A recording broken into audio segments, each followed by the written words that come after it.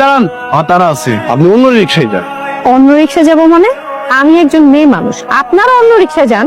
আরে একদম চুপ, যেটা বুঝে সেটা কর, তাতে রিক্সাতে নাম। রোজা রাখছি, তাছাড়া আমার রিক্সায় চার্জ নাই। এই 3 জন মানুষ নিয়ে এত দূর যাবো কিভাবে? বরঞ্চ আপনারা একটা অন্য রিক্সা দেখে নিন। তুই আমার মুখে মুখে তর্ক করো? তুই আমার চিনোস? বাবার বয়সে একজন রোজাদার ব্যক্তির গায়ে হাত তুলতে তোর লজ্জা করলো না? একটাবার তোর হাত কাঁপলো না? তোর তো একটা মানুষ না, একটা অমানুষ। তোর এত বড় সাহস! তোরা খুব ভালো করে জানো আমি মেয়ে মানুষের গায়ে হাত দিই না। তা না হলে আল্লাহ যদি না চায় তাহলে পৃথিবীর কোনো শক্তি নাই কারো ক্ষতি করার। মামা চলেন। এটা কি হলো? তুই মাই দাঁড়ে এমনি এমনি ছেড়ে দিলি। ওর বদলে পরিবারের সবার জীবন আমি নষ্ট করেছি। দেখি ওকে কে বাঁচায়। তোর একটা কাজ কর, ওর পরিবারে কে কে আছে, ও কোথায় থাকে, এই সব খোঁজ লাগা। যা, আমি আজকে নেতার কাছে যাব না। তুই কি ব্যস্ত? কিছু বলবে? তোর ভাই তো অনেকদিন ধরেই ঘরে বসা, কোনো কাজকর্ম নাই। এদিকে রোজার বাজারও শেষ হয়ে গেছে। বুঝছি, কেন যা লাগে কিনে নিও। আমি না কখনোই তোকে দেব মনে করিনি, সব সময় আমি মনে করি তুই আমার আপন ছোট ভাই। আরেকটা কথা বলি ভাই, আবার কি? তুই ছাড়া তো আমার দুনিয়াতে আর কেউ নাই। আমার যত সুখ দুঃখ সব কথাই আমি তোর সাথে শেয়ার করি। আর তোকে তো আমি কোনোদিন নিজের দেবরই মনে করি না, তোকে আমি আমার আপন ছোট ভাই মনে করি। আর তাই যা বলতে চাও সরাসরি বলো। বলছিলাম কি, দেখ, বিয়ের পর থেকে তোর ভাই তো আমাকে কিছুই দিতে পারেনি। আমি না অনেক কষ্ট করে কিছু টাকা জমিয়েছি। তুই যদি কিছু টাকা দিস তাহলে এবার ঈদে একটা স্বর্ণের চেইন কিনতে চাই। ঈদের সময় কই থাকি নিজেও জানি না। এই টাকাটা নাও, যা লাগে কিনে নি। তুই আমার আপন ছোট ভাই, আজকে আমি ইফতারের সময় তোর পছন্দের সব রান্না বাড়া করবো, তুই খেয়ে তারপর বাইরে যাবি। ঠিক আছে, তুমি এখন যাও তো। এদিকে পুলিশ আসতেছে। কি বলো? হ্যাঁ, তুই তাড়াতাড়ি পালা। এই তোমার জন্য আমার ভাইয়ের এই অবস্থা। তোর ভাই তো আগে থেকেই খারাপ ছিল। উল্টাপাল্টা কথা বলবা না। তোমাকে বিয়ে করার আগে আমার ভাই অত্র এলাকার সবচেয়ে ভালো স্টুডেন্ট ছিল। টিচাররা আমাকে সবকিছু বলেছে। তোমার এত কথা বলতে লজ্জা করে না? বিয়ের পরে তুমি আমাকে কি দিতে পেরেছো? ঠিক মতো তো 2 বেলা খাবার পর্যন্ত দিতে পারো না। আলফাজ কই রে? নামাজে যাবে, দেরি হয়ে যাচ্ছে তো, চল চলেন। জয় নামাজ করি। তোকে আমি কতবার বলেছি যে খালি পাকার উপর আমি নামাজ পড়তে পারি না, আমার পায়ে ব্যথা করে। একটা জয় নামাজ নিয়ে আয়, যা তাড়াতাড়ি কর। ছেলেটাকে নিয়ে আর পারলাম না, সারা জীবন বোকাই থেকে গেল। চলেন। আনছিস? বাবা কোথায় যাচ্ছ? কেন রে মা? আমরা তারাবি নামাজ পড়তে যাচ্ছি মসজিদে। আজকে বাসায় নামাজ পড়লে হয় না?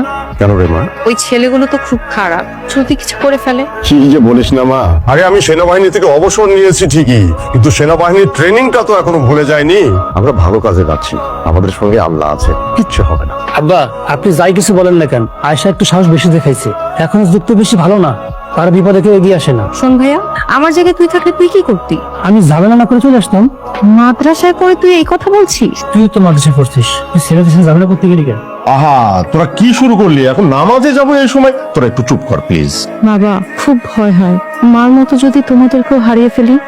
আমাদের কিচ্ছু হবে না ইনশাআল্লাহ। আমরা নামাজ পড়তে যাচ্ছি, তারাবি নামাজ শেষ হলে সোজা আমরা বাসায় চলে আসবো। মসজিদ থেকে বের হয়ে কোথাও যাবো না, সোজা কিন্তু বাড়িতেই আসবা। আচ্ছা ঠিক আছে রে মা, সোজা বাড়িতে চলে আসবো। হ্যাঁ, একেবারে আমার মায়ের মতো তুই শাসন করিস। চল চল চল। রোজার দিন একটা আলাদা প্রশান্তি পাওয়া যায়। হ্যাঁ, এই যে রোজা থেকে সারাদিন খাওয়া নাই, আবার রাতে একসঙ্গে মনে কর যে 20 রাকাত নামাজ পড়ি আমরা, তারপরেও বেশ ভালো লাগে। হ্যাঁ আলফাজ, আরে কে যেন পড়ে আছে, শ্বাস প্রশ্বাস এখনো চলছে। চল চল চল, ওকে নিয়ে যাই আমরা। আব্বা, এই নিয়ে ঝামেলা হইতে পারে, চলেন চলে যাই আমরা। মানুষ হয়ে একজন মানুষকে বাঁচানো বা সেবা সুস্থতা করা, এটা হচ্ছে মানবিক দায়িত্ব। বাবা এটা তুমি কি করলা? যার ভয়ে আমি অস্থির তাকেই তুমি বাড়িতে নিয়ে আসলা। এটা ছাড়া আমার আর কোনো উপায়ও ছিল না। আমি একজন মানুষ হিসেবে এটা দায়িত্ব মনে করেছি। কিন্তু ও তো একটা খারাপ মানুষ। আমি মানলাম ও খারাপ মানুষ। আল্লাহ যদি চাই না, একজন খারাপ মানুষকে ভালো করতে 1 মুহূর্ত সময় লাগে না, বুঝলি? দেখি একজন ডাক্তার পাই কিনা। তুই ডাক্তার আনতে গেলে রাত পার হয়ে যাবে, কিন্তু ডাক্তার আসবে না। তুই একটু ওর দিকে খেয়াল রাখিস, আমি ওর সঙ্গে যাই, ঠিক আছে? আমি কোথায়? পুলিশ কোথায়? শান্ত হন, শান্ত হন। আপনি নিরাপদে আছেন, এখানে কোনো পুলিশ নেই। আমি এখানে কিভাবে এলাম? আপনি আমাদের বাসার পাশে অজ্ঞান হয়ে পড়েছিলেন। নামাজ পড়ে আসার সময় আমার বাবা আর ভাই আপনাকে বাসায় নিয়ে আসে, আর এখন ডাক্তার আনতে গেছে। আসলে আমাকে পুলিশে তাড়া করছিল, আমি দৌড়াতে গিয়ে গাছের সাথে ধাক্কা খাই, তারপর আর কিছু মনে নেই। আপনাদের ধন্যবাদ আমার জীবনটাকে আবার ফিরিয়ে দেওয়ার জন্য। ভুল, জীবন দেওয়া আর নেওয়ার মালিক একমাত্র আল্লাহ। আমাদের কোনো কিছু করারই ক্ষমতা নেই। এত সুন্দর কথা আমি আগে কখনো শুনিনি। একটা অনুরোধ করবো, ওই দিন আপনার সাথে এত খারাপ ব্যবহার করেছি, সেদিনের ঘটনার জন্য আমি অনেক লজ্জিত। দয়া করে আমাকে কি মাফ করা যায়? আল্লাহ অতি ক্ষমাশীল, যারা মানুষকে ক্ষমা করেন তাদেরকে আল্লাহ অনেক ভালোবাসে।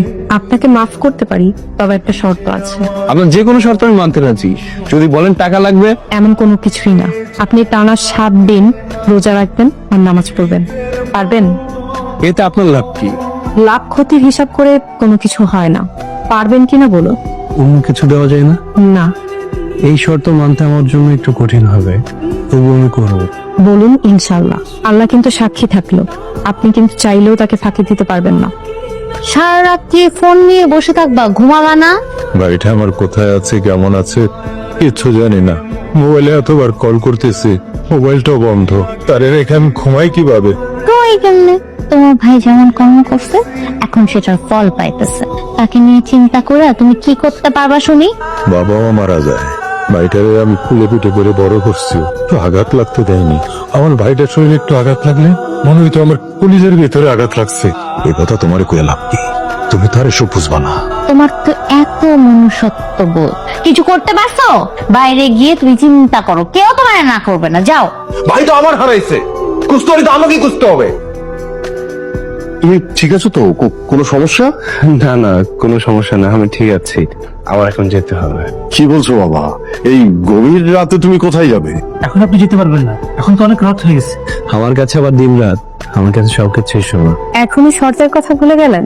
সিগারি খেয়ে তারপর যাবেন। আয়েশা একদম ঠিক বলেছে, সেরি খেয়ে রেস্ট নিয়ে তারপরে সকালে তুমি যাবে।